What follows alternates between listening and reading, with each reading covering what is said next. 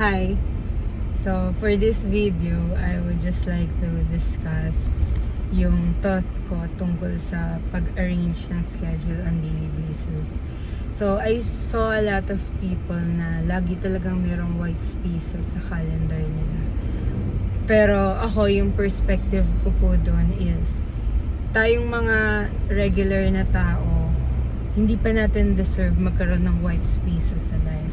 Kasi, or sa daily schedule natin. Yung reason po doon is because usually, napakataas na percentage, doon po papasok yung tinatamad tayong gumawa, nag-iisip pa yung sarili natin na kailangan ko bang gawin to, parang ganon.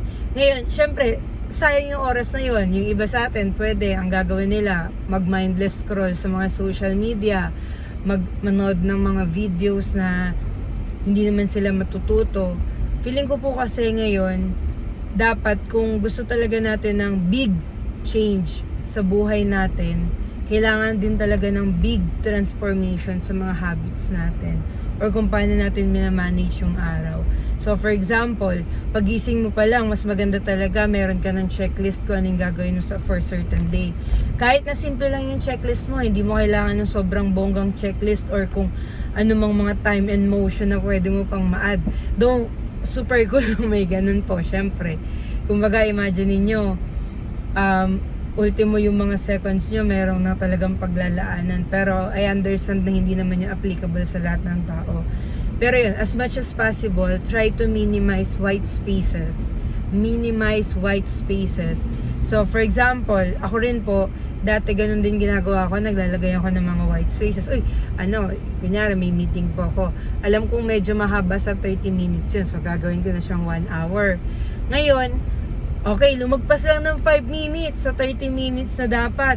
So, meron pa akong 25 minutes. Ayun, imbes na gamitin ko sa ibang bagay yung 25 minutes ko, minsan mapapatingin na ako ng YouTube, papanood ako ng YouTube Shorts. So talagang itong sinasabi ko po ngayon, galing din talaga sa mga naging experience ko. Ngayon, ang naisip ko po doon is, tulad din po ng mga iba kong napapanood na mga YouTuber na more on optimizing yung productivity is, parang i-schedule mo yung meeting mo ng 30 minutes, for example, kung alam mo mas malapit siya sa 30 minutes. Tapos, itry nyo na pagkasyahin yung conversation nyo doon as much as possible. Yes, I understand na sometimes pwede pong hindi yun mangyari for some circumstances na mayroon kayo naisip na pwede palang i-discuss o kaya pwede nyo rin pong i-utilize yung email nyo kung kailangan. Mas maganda rin pag mag-meeting kayo, mayroon na kayong agenda na list, something like that. So, hindi po siya applicable sa lahat, pero kung kaya po natin yung ma-apply, feeling ko po mas madali rin siyang magagawa ng paraan.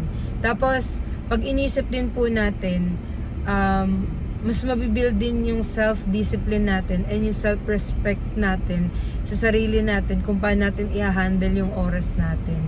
Yun kasi yung importante. Imagine niyo po, ito kung marirealize lang din po natin. Sa isang buong araw, sabihin niyo ng 8 hours kayong natutulog na ano naman po talaga yun. Kumbaga, human needs po yun. Okay, 8 hours. So, less nyo pa yung kakain kayo, less nyo pa yung magre-relax lang kayo, building the relationship, yung mga ganun po. So, ang daming pwedeng paglaanan ng oras nyo. So, kaya nga po sinasabi ko din na yung social media, dapat po talaga strategic yung paggamit ng social media din. So, ngayon, meron po akong isang pina-follow na YouTuber, si Dan Martel. Sobrang ganda po ng perspective niya sa social media. He's not saying na remove social media sa buhay niyo. Hindi ganon. Wala siyang ganon. Parang sinasabi niya lang, try to curate your social media feeds in favor sa what you want to learn in certain point of your life. So for example, sinasabi niya dun, gusto niyo kunyaring matutunan financial literacy or financial freedom or let's say, gusto niyo matutunan AI. Example lang. So yung mga feeds nyo, i-curate nyo in that way. So paano nyo i-curate yun? Kasi minsan talaga kung ano-ano po yung lumalabas sa social media natin. Ngayon, pwede nyo pong mag-comment kayo dun, FYP. for your personal. Basta FYP po yung nilalagay niya. Nakalimutan ko po kung ano yung ibig sabihin nun. Pero pwede rin kayo mag-up. Yung mga literal na Pinoy indicator, kumbaga. So, pwede nyo pong gawin yon. Ngayon, for you page pala yung FYP na naalala ko po. Alam ko po parang for you page nga po yun. So, ngayon, yung social media, matalino naman po yung algorithm nila. So, malalaman nila na yun po yung mga ire-recommend nilang video sa inyo. So, ngayon, habang nag-scroll kayo, puro ganun yung makikita nyo. Yun, ganun po siya. Ako ngayon, gusto ko pong pinapanood kung paano po further na maging mabuting mama and mag-adapt sa current scenario as a mama, aside sa mga businesses na lecture or learnings na pwede ko pong matutunan. So mostly yun po yung laman ng feed ko.